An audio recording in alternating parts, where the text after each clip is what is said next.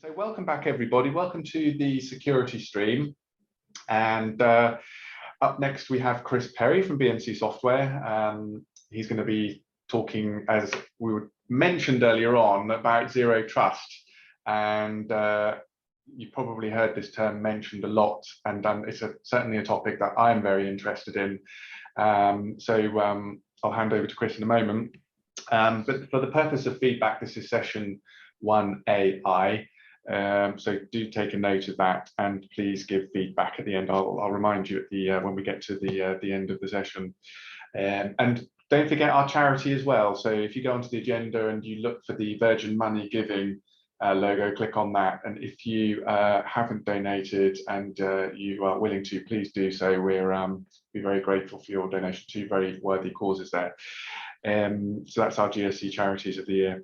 But without further ado, Chris, welcome back to the security stream. I know you've presented to us before, haven't you? So yeah, and it's not such an early start for Chris this morning. It's quite a civilized 8 o'clock in the morning for him. So so thanks for joining us again, Chris. And it's over to you, sir. Thank you. Absolutely. Thank you so much. Pleasure to be here. Hello, everyone. Christopher Perry. So today we're going to be talking about zero trust. And this is a buzzword that's been getting a lot of popularity the past year, although it's been around for nearly a decade now. But there's still a lot of misconceptions about what it is. There's a lot of thought leaders talking about it who just kind of treat it like it's basic table stakes cybersecurity tools.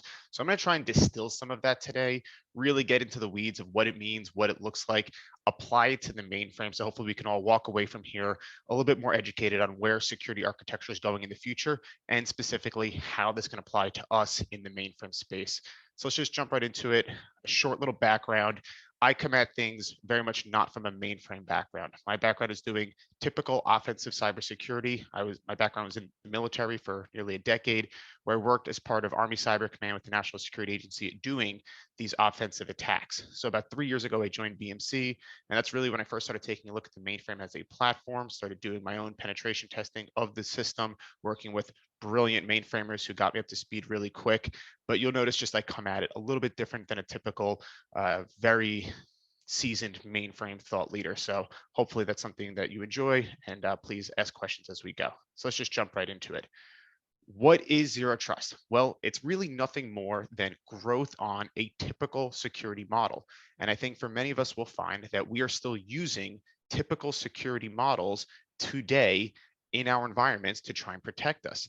And the problem is these typical security models have a lot of pretty significant flaws when it comes to stopping advanced persistent threats. So what is this typical security model that I'm talking about?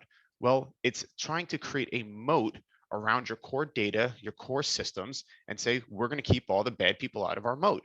If we can keep the bad people out, then our castle and everything inside of it is safe.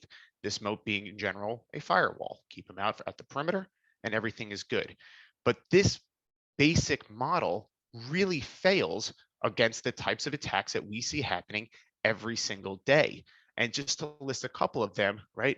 You're going to have things like insider threats.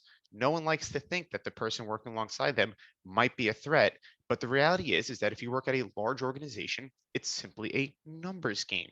And when we take a look at a lot of our clients that we work with that have had pretty significant mainframe security threats, insider threats continues to be one of the top challenges that they face, where one of their employees went rogue. And it's kind of makes sense when you really take a step back. How do you stop someone from doing something that they're authorized to do? It's a complex problem. Zero trust, this extension that we'll get into, will help address that. You also really, when you look at a moat, it's really only ever as good as keeping people out. But attackers have proven time and time again for decades now that getting past that first firewall, that first step into the network, is actually pretty easy. Two big areas that they're doing this is in phishing and credential reuse. So phishing is the old time. I don't need to get into it too much, but just sending those emails, going through LinkedIn, going through different methods to get someone to click on a link or open a file that they shouldn't. And then boom, I'm now on your Windows PC. And if that Windows PC is connectivity to your internal systems, like your mainframe, well, that means I can attack the mainframe as if it was facing the internet for me because I'm now inside your network. Credential reuse is another big area. How many of us change our password every single time we log into somewhere new, from our bank to our email accounts and everything in between? Well, what we see time and time again happens is someone will have a account with a company that is breached. And what the hackers will do is they'll take a look at every single username, every single password, there'll be a million, and they will automatically try and log in with those same username and password, this email and password, to log in everywhere else. You might be really good at it, but think again about your company. It's a numbers game. How many people in your company do you think are effectively doing a password policy of new passwords everywhere they go? Answer, almost no one's doing it. And so it's a really effective strategy, and hackers are using it every single day to bypass your firewall, gain access to internal systems. And the last one is one that is actually probably the scariest. It's edge vulnerabilities. And we've seen a lot of these in the past year. And in the cybersecurity world, there's a lot of conversation about how bad this is, because the exact systems that you're putting in place to keep the bad people out are getting what's called the CVSS 10 vulnerability score. That's a common vulnerability scoring system, 10, which is remote code unauthenticated access to the system, which means that the exact system that you're trying to keep someone out with was how they got in on the first place. And if there's any takeaway from this, it's that old school model, if you feel like we don't have to worry about the mainframe or an internal system because it's not internet facing, is unfortunately an archaic way of looking at security, because it fundamentally does not stop hackers from accessing the system. It just adds an extra step. And in every real world offensive cybersecurity operation that I ran, there was many steps. And that's just the reality. It's just step one. So how does the world look at this? Most agree. When we take a look at the overwhelming majority of people across the entire IT space, people have come to agree that this methodology doesn't seem to work. And unfortunately, I need to get some better data. I've been doing this talk for a little bit now, but this is from 2018. These numbers have actually gone up dramatically over the past few years, where there's almost absolute consensus that you cannot just rely on a network perimeter. That's good. We're making progress. But when we pivot and focus specifically on mainframe thought leaders, we see a different story. When we talk to the mainframe decision makers, we have found that reliance on perimeter networks is actually something that they're much more comfortable with. There's a disconnect between our mainframe decision makers in IT and the generic IT decision makers around what constitutes good security hygiene. And this kind of makes sense when you think about it. At a lot of mainframe organizations, they haven't been attacked with the same level and frequency that their Windows and Linux system peers have been attacked for the past 10, 20 years. We have benefited in the mainframe world from security through obscurity. Hackers, young kids like me when growing up and doing bad things and getting in trouble, well, we had access to Windows and Linux systems, so we played on them a lot more. We learned how to break them. And then when people went the illegal route, that was what they went after. But the game has been changing dramatically over the past 5 to 10 years. We're not seeing kids in their parents' basement hacking into major corporations. It happens sometimes, but it's quite rare. What the reality is we're seeing advanced persistent threats. We're seeing nation states. We're seeing formalized criminal enterprises where you can actually go to a job board and get a job hired with a criminal enterprise in Russia writing ransomware code or working as part of their criminal gangs doing attacks against nation states. And as these attacks have been up-leveled with talent, the other systems outside of Windows and Linux are very much coming into scope, especially when they're running core business processes and have critical customer data, which sounds a whole lot like the mainframe. It's coming into scope for these attacks. So we need to philosophically start to look at cybersecurity the same way our peers in the distributed space have been living it for the past 10 to 20. And if anyone still really thinks that the perimeter is enough, that, hey, Chris, I just don't believe you right now, that I think we have a perimeter and we can just block everyone there, there is no perimeter. And this is really kind of the core part of the talk is COVID-19 has changed the game. Because if you are able to work from home, log in with your Windows or Linux PC and gain access to the mainframe, then there's a 100% chance that a hacker from their home using their Windows or Linux PC can get in as well without ever hacking the mainframe. And I remember one of the first conversations I had with the president of BMC right when I was first hired on. And he goes, Chris, I know you've done a lot of hacking before. Do you think you could hack a mainframe? And I went, yeah, absolutely. He's kind of surprised by that. He's like, but you never even touched a mainframe yet. You don't know anything about ZOS. Why do you think you could hack it? That's a pretty audacious statement you had there. And my comment was, I don't need to hack the mainframe to hack the mainframe. I just need to hack the user of the mainframe. And then I can log in as them and have complete control over that system without ever exploiting the mainframe in the slightest. But zero trust and good implementation can really help stop, mitigate, or limit the ability for someone to do that exact type of attack. So let's get into it. What is zero trust? Well, it's simple. It's simple core principles. First is verify explicitly. And most people in the mainframe world go, good, we got it, we're done. We have RACF, top secret, ACF2. And the reality is that's not verifying explicitly, that's verifying minimally. Usernames and passwords as authentication have been around forever on every platform. And hackers have been able to get through those basic levels of verification. And the reason is because if the only thing that's required is those two pieces of data to log in and start accessing data and running things, well, then all that means is I need to get those two pieces of data and I have the ability now to do whatever I want. So what does verify explicitly mean? It's up-leveling that. It's going from just username and password, but what system are you logging in from? What IP address? What time of the day? Multi-factor authentication. It's using extra levels of verification at each different step that makes sure that you are who you truly say you are beyond just those two pieces of data. And I'll give an example that the NSA provides later that shows exactly how you can do this at different levels to truly verify explicitly. Next is least privileged access. This is not new. We've been talking about the least privileged principle for decades, and it's something that the mainframe teams always try to adhere to. It's role-based access control. If Chris is a DBA, he's going to need this level of privilege. Great. Everyone assumes they're doing this well. And that's kind of where the problem is. Everyone at the highest level thinks that they're using least privileged access, but reality defies that because they're never tested on it. And what we see happen time and time again with many of our clients is that they'll have a role-based access control, but then John, the DBA, needs an extra privilege for something, so he gets it. Then Chris comes in as the next DBA and they clone that authority and they give it to Chris. And you see this gradual scope creep of privileges across the board where what happens is you might feel like we're doing role-based access control and we're really strict on this and we're good, but it means that anyone who might ever need a privilege ever at any point in time always has that privilege. So instead of just giving them privileges just in time when they need it, they're running around with the full privileges all the time.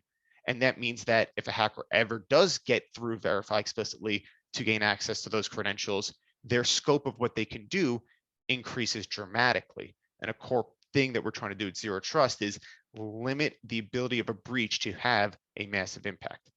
And the last one is assume breach. And this is a philosophy. If you ever talk to one of your chief information security officers or a very senior security engineer, and you ask them, do you think we've ever been hacked? Their response is, I think we've been hacked. I feel like we've been hacked every day, and I operate under that assumption. Because if you honestly believe that one of your employees has gone rogue, or there's a hacker running around with credentials on your system and they shouldn't, you will start putting things in place, limitations, restrictions, and tools that would keep that hacker from doing something malicious or extending their access beyond that initial breach. So assume breach is a philosophy that at every point of the day, you are doing things to limit that breach from being catastrophic. And I will tell you, if you take anything away from this entire talk, if you just take assume breach as a philosophical tenet and apply it to every system across the enterprise, you will have increased your security posture dramatically because everything else is just kind of subordinate of assuming breach because it all allows you to make good decisions around that. But if you assume that the mainframe is unhackable, any shop I've ever heard of that they thought their mainframe was unhackable, untouched, our team has been able to get full privileges easily. The hardest mainframe systems that our team has ever had to go up against are the ones where they're going, I really don't feel very good about our mainframe right now. I feel like there's a million ways people can get in. I don't feel good about it. Those are the best mainframe shops because they don't feel good about it. They're actually the ones who are actually doing things to lock stuff down. Everyone who says it can't be hacked, it can be hacked very easily, very quickly. So these are the zero trust core principles, philosophies, tenets. But we're going to jump in a little bit further to go into how to actually do implementation. But before we do that, yeah, never trust, always verify. It's kind of, again, just a big philosophy. But zero trust has actually been growing, and there's actually been an extension of it. Forrester's been doing a lot of work around this. The White House has actually just put out their version of this. It's very similar. I do like the Forrester one a little bit better, but it's what does this look like at an ecosystem? And so they break it down into the 7 different types of entities that are required to understand how they connect, what those interaction points are, and that each and every interaction point, there are the tools and processes necessary to achieve those zero trust philosophies. And it's a pretty simple kind of structure that we see over there on the right. But the reason I really like the Forrester one, the reason I really think this one is the best of the ones that I've seen thus far, is because right at the center of this model is data. And in reality, why do we do cybersecurity? It's not to protect ParmLib files. It's not to protect the Windows operating system. It's to protect our data. It's the most important thing. It's the most important thing if it was stolen and released, or if it was destroyed in a ransomware. We're doing it all to protect our core data so that we are able to do business. We're able to provide value to our customers. So I love that they put that in the dead center, because again, philosophically, building out your security tools from there, I think is going to make a much more powerful security architecture than trying to apply things specifically just ad hoc to the other entities.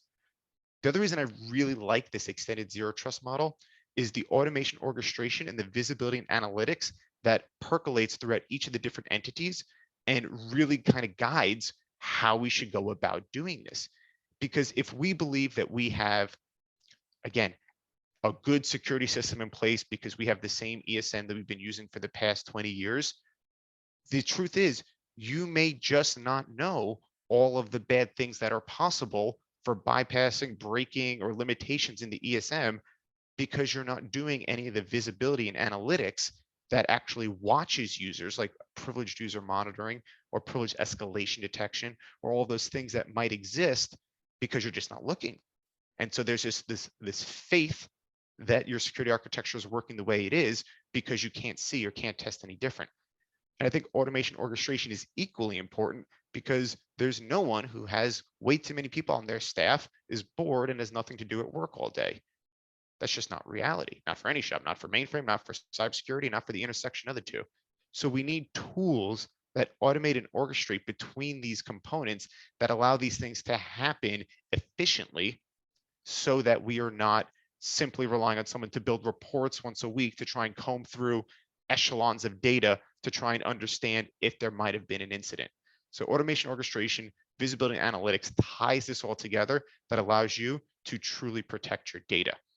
And what does this look like in actuality? And this is my favorite image for this. And this actually comes from the NSA. And I know not an American-centric audience right now, but I think everyone knows who the NSA is and their capability and competency. So they released this image, actually the whole report. I highly recommend taking a look at the link. It's a really good read. It's short and it's very concise and useful. But what we take a look at here is just a kind of a caged example of how you can implement more than simply verify minimally, but verify explicitly. And so in this case, a malicious actor is able to gain access to the stolen credentials. So they try and log in. But in this case, if they're not using the right device, right, say the exact work computer that you were issued or another element that you can tell, right, that device is not authorized, it's going to be logged. You're going to have the visibility analytics to know that someone tried to do something wrong, and they're going to be stopped. Good. What if they were on your device? What if I, as a hacker, gained access specifically to your work computer and then tried to log in as you? Well, there's other elements that we can do to help verify explicitly, right? We can try and tell is this part of the role-based access control that they have specifically to see this? Or is this part of the least privilege principle? And these are really important things that allow you to actually get through. But you can have different elements that allow you to stop a user from getting in. And so they kind of catch it here with dynamic analytics, right? What time are they doing it? What browser are they using? What 3270 tool are they using? How are they getting in? If someone is logging in with Chrome every single day, and then they're doing something where they're downloading it through, wget of a website, right? That's a completely different way of trying to access technology than they've used ever before. And you can have this dynamic analytics to test all of these different components that gives you that fingerprint of who a user is, far more beyond just, again, the username and password. And there's growth, right? It can start at very easy of just adding in things like device, and you can grow towards those higher levels of fingerprinting that give you that full insight into whether or not that user is who they say they are.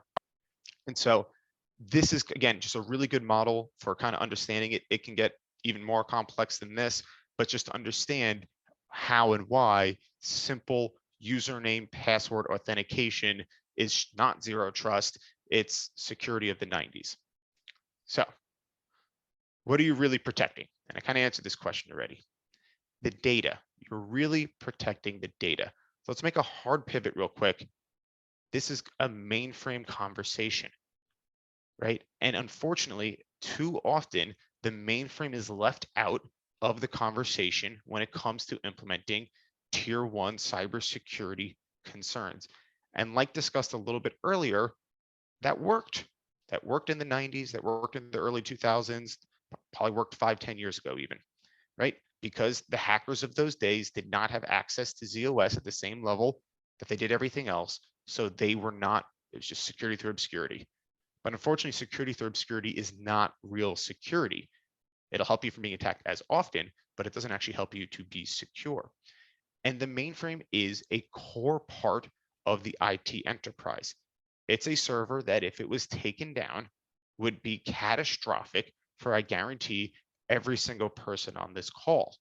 And so there's no expectation that the mainframe should have extra or on top of levels of security that doesn't exist for the Windows or Linux worlds. But there's a strong recommendation it has the same types of capabilities and competencies that exists in the rest of the world. Because while it may not be attacked as often, even for the next decade, it is an existential threat to the organization if it was to disappear in, say, a ransomware attack. You might say, that sounds great, good pitch, but it's not happening. So is this all just thought leadership for the sake of sales, right? And the answer is, it is happening. And so I have two examples here. One is just the most well-documented one, albeit it's several years old at this point, and one's actually quite recent, but unfortunately was not in a GDPR part of the world where they had to report it. So it is unfortunately not as out there. So just for anyone who isn't familiar with it, real quick, the Pirate Bay incident is actually pretty fascinating. So the Pirate Bay co-founder and 3 of his friends, while living in Thailand, used the Hercules emulator to gain access to ZOS, where they very quickly learned how to use it. Because as someone who just learned ZOS 3 years ago, it's not really that hard. It's not that different than Windows or Linux. If I had to be a system programmer, yeah, that would take me quite a while. But to learn how to be efficient, effective, and malicious, yeah, that didn't take me very long at all. And so it didn't take them very long at all either. And they were able to identify several different zero-day attacks against ZOS back in 2012, 2013 timeframe. And yes, zero-day attack, that is a novel exploit that exists specifically on ZOS that allowed them to do things like remote code execution and privilege escalation. And when they gained access to a couple of different firms, specifically Logica, the Swedish IT firm, and Nordea Bank, once they gained access, there were no cybersecurity tools in place that were able to detect their malicious activity because they had access, they created themselves accounts, and so they were just running around with accounts because they had none of that visibility and analytics that would have detected that they were doing something anomalous or malicious. And so they were running around and they were able to start exfiltrating money off of this system. Inevitably, they got caught because they tried to transfer over $750,000 at one time, which triggered a financial audit. And that financial audit inevitably tracked back to there being anomalous activity. But if that was a more modern day, they likely would not have tried to transfer money out. That is an archaic cybersecurity attack. It's hard because you have to get the money out, you have to show up in person to receive it, you have to launder it. Very hard. Nowadays, we see ransomware. And yes, ransomware does and can exist on the mainframe. In fact, the mainframe is quite good at it, right? It's good at input-output operations. It's good at encryption. It's a fast machine, which means it is very, very good at attacking itself if someone creates a malicious program. And in this case, what happened was kind of similar to actually to the type of attack I described earlier, is they were able to attack specifically a system programmer at this bank. They used LinkedIn. Through LinkedIn, they created an account that looked exactly like a recruiter headhunter. They sent them a very formal, professional looking message. Hey, as you're aware, there's a lot of retirement in the mainframe community. We represent a firm that's willing to pay well above market value for your skills. Would you be interested in looking at this job? And I mean, how many of us wouldn't click on something that was offering us a lot more money to do the same thing? So the individual clicked on it. Once that happened, it was able to do a Windows-based attack using PowerShell. It was fileless, so it bypassed all of their capabilities there.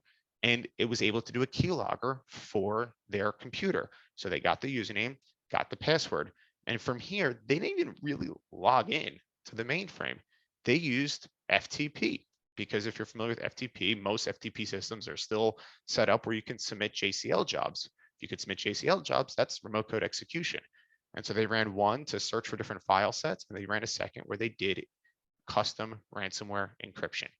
And so this is the first ransomware attack that I'm aware of, at least on the mainframe, but it's unlikely the last, because in this case, the organization paid and they were able to get their stuff back, which is good. There's honor among thieves in the ransomware gangs, but is that ransomware gang likely going to stop? They made a lot of money doing this.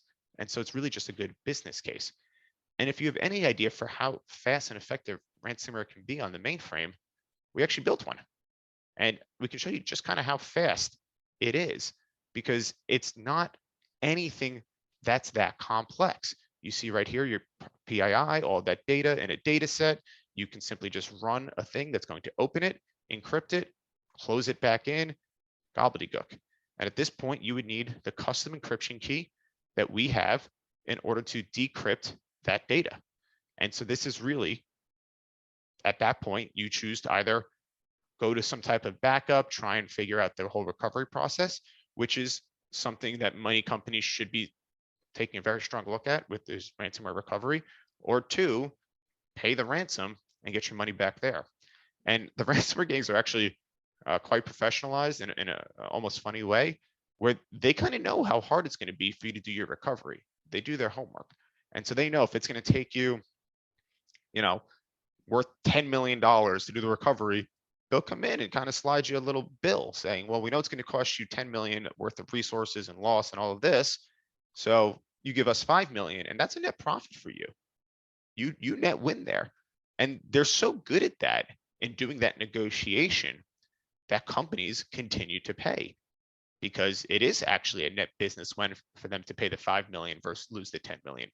And because they keep paying, the ransomware gangs keep going after new targets. It's quite a plague right now. And if anyone really just keeps thinking this isn't possible on the mainframe, it requires specialized skills, this is kind of just a funny article. There's not a great amount of detail on it, but reporting that the 13-year-old kid was able to hack into Apple, who has great cybersecurity, right, largest company in the world, and was able to get into their mainframe at 13 years old. And so it really is just another computer. If you could take away anything from these talks, it's assume breach, and the mainframe is just another computer like every other. And what does the reality look like today? And I don't know how your organization looks today. Some are better than others, some are on a journey, but the reality is across the ecosystem of mainframe leaders, there is a strong sense that everything that we've been doing for the past 20 years is good to take us into the next 20 years. And there's fundamentally a disconnect, because when we do these research reports through the professional analysts, right, you get statements where 80% say we have the right tools to secure it. and then 42% admit that someone gained unauthorized access. Because if you have the right tools to secure the system, you probably should not have people gaining unauthorized access. There's just a fundamental disconnect there. Or another one is 89% that says their security operations centers knows when credentials are modified, but nearly 40% have heard about a privilege escalation happening without their knowledge, just completely disconnected there. And I'm of the belief that privilege escalation is one of the most dangerous things that we should be focusing on. Because if I'm able to gain access to the mainframe, but I'm still caged to this small, limited, scoped capability, there's only so much damage I can do. But if I can do a privilege escalation, then as my buddy Mark Wilson likes to say, I'm limited by only two things, my coding capability and my ingenuity. And most hackers are pretty good coders. So when they get that key zero supervisor state, they're able to do whatever it is that they want to do. And that's dangerous because it's a core business server. And to make a little bit of a joke on it, if there's anything else here for anyone who's a big fan of old Jurassic Park, one admin as an insider threat, one system programmer can have complete and total impact if they have the complete control over the system and authorities to do so. And you need to start looking at your systems like they're this vulnerable, because fundamentally they are. So how do we know if your mainframes are ready for zero trust? Treat it like every other server. I know I've said it several times. What we're looking at right here is the NIST standard framework, the National Institute of Standard Technology, US Institute, but this is kind of a base framework that's used in every other framework out there with maybe some slight modifications. But in reality, I think this is just the best way to describe the 5 things that you need to be able to do for every system, from Windows to Linux to cloud to IoT to SCADA systems to the mainframe, right? So these are 5 things. First, you need to identify the systems and the core data that's on it, because if you don't know what you're trying to protect, well, then the rest of this is probably not going to work so well. And fortunately, we usually know how many mainframes we have, but there often is a challenge to understand all the sensitive data that might exist on it. And there's also sometimes a lot of trouble understanding whose responsibility it actually is to do the rest of these. We've worked with a lot of our clients, and hopefully you're not in this case, but you'll have the senior leader of the mainframe operations saying, hey, cybersecurity operations center, you guys are paid to do 24/7 monitoring. You're supposed to be supporting us. You have budget for this. Where's our love? And then you get the chief information security officer on the other side saying, I don't really know mainframe. I can't help you. And so what happens, you get a finger pointing game and then no one does it. And that's a really bad situation. Unfortunately, not all that uncommon. So hopefully you're not in that situation, but that does have to be resolved, because at the end of the day, if the mainframe is broken and hacked, both the mainframe operations lead in charge of the mainframe and the chief information security officer have heads on the chopping block, because that's a pretty big gap in their capability to support their business enterprise the way they're supposed to be doing it. So solve that, figure it out, because it is just so critically important. Next up is protect. This is the easiest one to understand, right? Harden the system, keep the bad people out. We talked about how you can't just do it at the perimeter level, but it has to be pilferated at a defense in-depth layer, multiple different ways to keep bad people from doing bad things. And I would say the most important thing about this system and this, this step with protect isn't just to do it, but it's to test it. Because if you install tools or set up role-based access control and do all those things, and you're like, boom, I'm cybersecurity god, got it, nailed it, I'm the best ever. If you don't have anyone validating that that is actually done to stop hackers, then you are being fundamentally wishful and hopeful. It has to be tested. And at most large organizations, they have professionalized red teams, internal and external, of paid hackers that come to make sure that all this stuff is done right. Good, great. It has to happen on the mainframe as well. Otherwise, you might have massive gaps in your RACF setup that you just didn't know about. That doesn't make you bad, because these are extremely complex things. It requires external validation. And I'll be totally blunt, an audit is not actually going to provide that level of insight. If someone's coming in and they have a checklist that they're going to go against, they're not a hacker. they're not going to get you to the level that you need to be. So protect, very easy to understand. Make sure you're testing it that you actually do it well. The next two steps actually kind of go together. You hear phrases like EDR, endpoint detection and response, or network detection and response. And now the biggest buzzword, extended detection and response. That's all happening in the distributed space. But detection and response are core capabilities that reduce your mean time to response to a cybersecurity incident, right? You need to be able to have real-time continuous monitoring to alert on indicators of compromise. That is the heuristic footprint that someone is doing something anomalous or malicious that you need to research. And then the response piece is how fast can we go from there's an alert to threat mitigated. And so automated response, obviously the most effective, the most efficient, unfortunately not applicable in all situations. So how fast can you do your incident response? That's your cybersecurity forensics to determine your scope of breach, scope of incidents that allows you to mitigate that threat before hopefully it becomes catastrophic, or in the case it is catastrophic and you have to go to recover, how fast can you determine that recovery point? There's a lot of great tools on the mainframe for doing those flash backups, getting everything back. Great technology, super useful. But how do you know where to recover from? You need to do that incident response in the response stage, that cybersecurity forensics, to determine the entire scope of the breach so that you know that gold copy of when to recover from. Otherwise, you're just going to do what exactly? Recover just backwards in iteration until you find one that's good? That's a really slow and not very effective method. And how will you know if your methods and tools and investment into your system work? Do a full cybersecurity simulation. Do a full ransomware attack against the platform. See how well it's detected. See how well you respond to it. See how well you recover from it. This is a really growing trend that allows organizations to actually make sure that what they think they can do, they can actually do. There was a really good report from a law firm that does ransomware negotiations. So companies get hacked, they hire this firm then goes and negotiates with the criminals to try and lower or get rid of the fees to try and get their data back.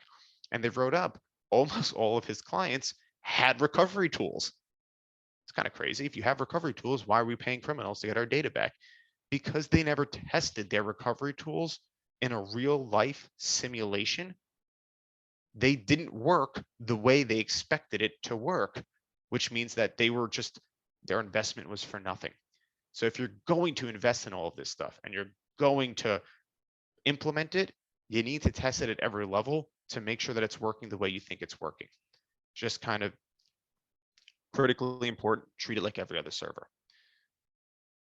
And at this point, we'll just go to some security table stakes. Just kind of grow this all out, right? Multi-factor authentication is likely one of the easiest things. I know it's not super easy, but one of the easiest things that you can implement that is going to give hackers a really hard day.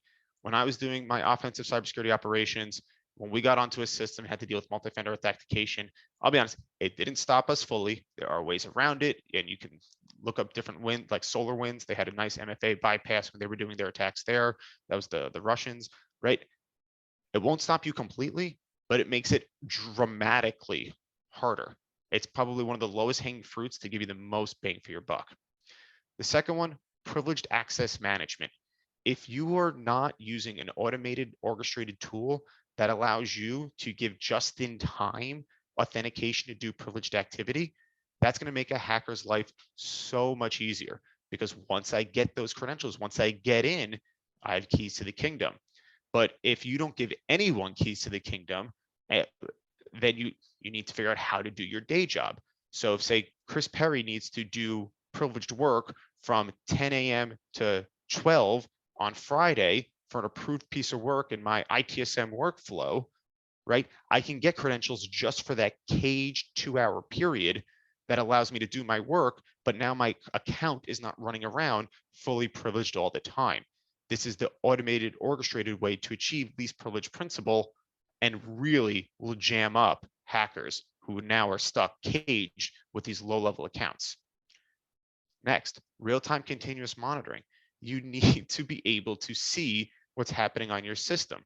It's like if you went back to the first slide where we're taking a look at the castle. If you built these big walls and you put no one to man the walls, how good are those walls? You need to have those abilities. And I'll be honest, I have not seen many organizations, there are some, I have not seen many organizations that have done it solely in just the mainframe organization. Most that do this well do it in the Security Operations Center. There's a 24/7 team designed, paid, and tasked to provide this capability to the enterprise.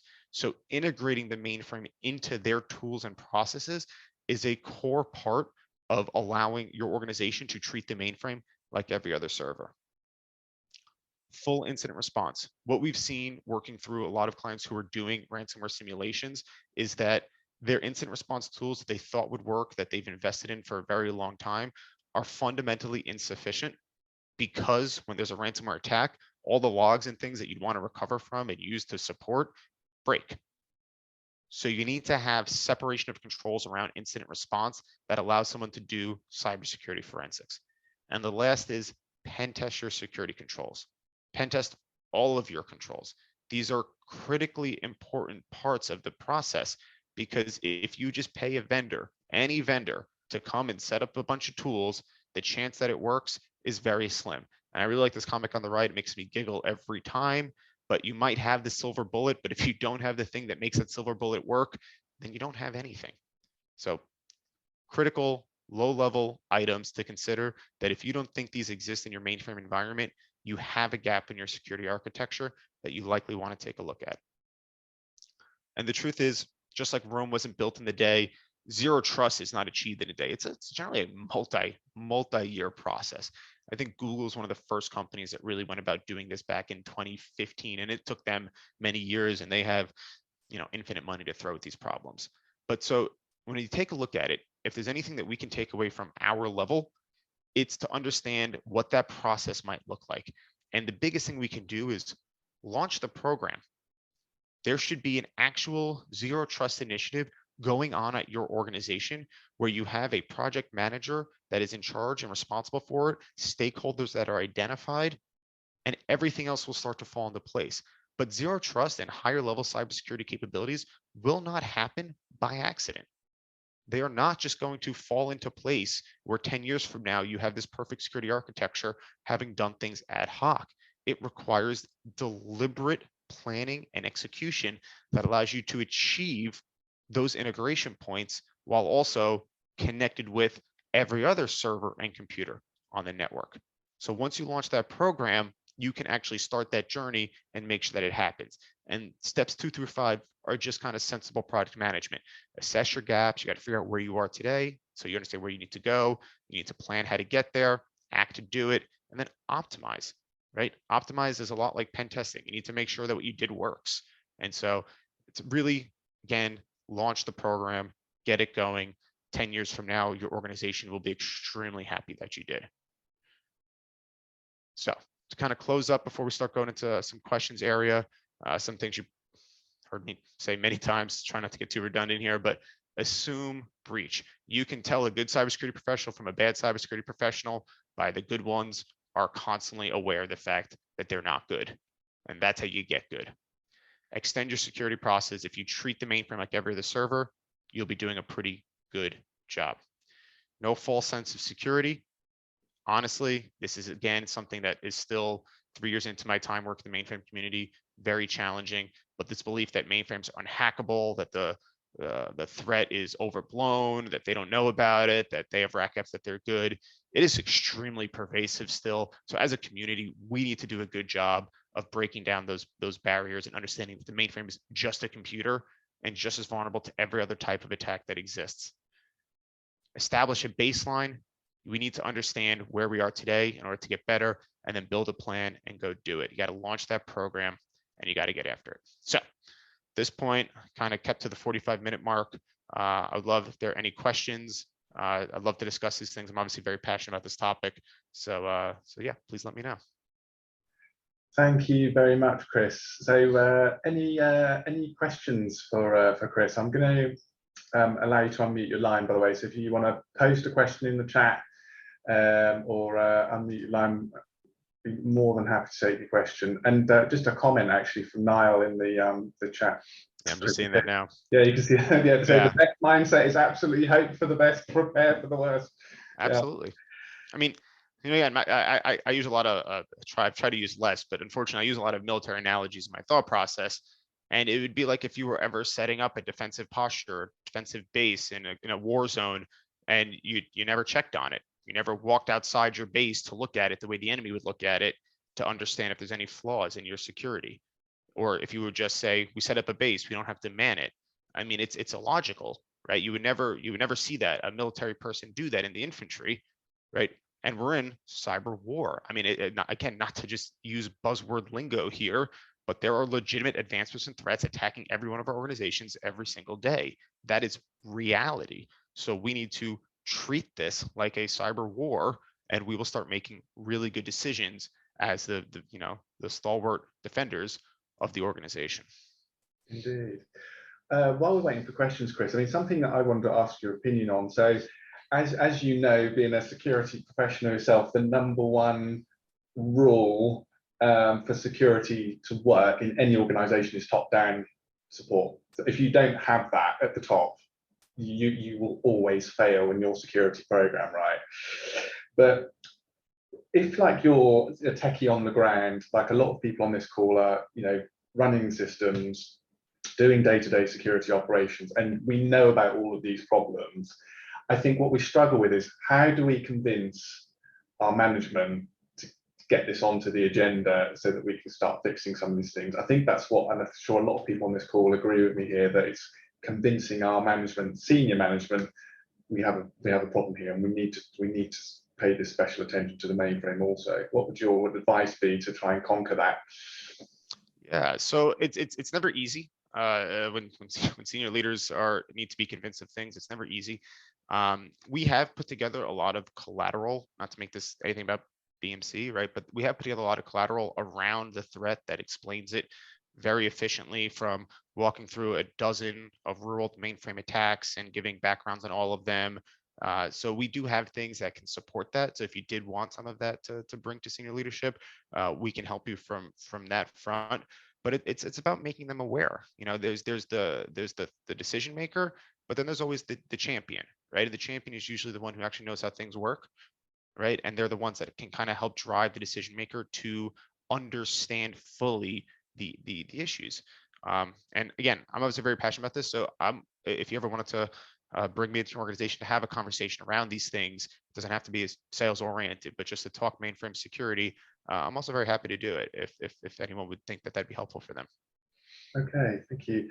I mean, the other thing as well, I mean, I've mentioned this and people will be sick of me saying this again, but I think another way in which we can convince management to act is telling the auditors about our dirty laundry. And it's still a very controversial thing to talk about when you say to somebody, you know, if you're going to get audited, typically you're almost giving the gagging order, don't say anything to them. But I think if you can be honest with your auditors, you know, when they come and do their, you know, tests, and tell them about some of these issues, like I've said and written about on a few occasions, if it gets into a report, you know, that is seen by executives, typically they have to act upon it. And that is where you then start to see the money tap open to start fixing some of these problems. So what I always say to people is, you know, try not to suffer in silence. We as security professionals have a moral, ethical responsibility to highlight some of these problems, and sometimes it is the only way, you know, to get it onto the agenda, I feel. Yeah. Audits are funny because the purpose that they're supposed to solve is to ensure a base level of security for organizations. It's a good thing. You need them, right? But the reality is you hire your own auditor and there are no fail event. So it means that it becomes this kind of song and dance between the auditor and the decision maker leader level to make sure that everything goes honky-dory at the organization. And so you end up bypassing the hard conversations around real security. And so, yeah, that's a really good idea for kind of, if no one's listening, for forcing it into the conversation space, because you can't ignore it then. But audits are tough that way. Yes, indeed.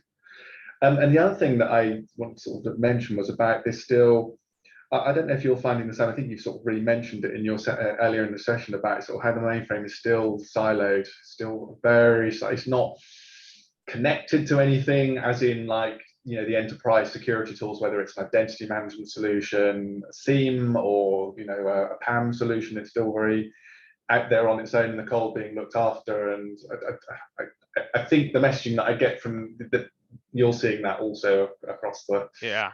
yeah. And it's tough. I don't want to make any of my talks make it seem like this is some easy stuff and people are just being lazy, because it's fundamentally not the case. It is tough because companies will spend millions of dollars on these cybersecurity tools, and then they don't have ZOS functionality, right? I mean, there is a challenge there. Now we need to go find a separate tool that gets the ZOS functionality to our big tool, right?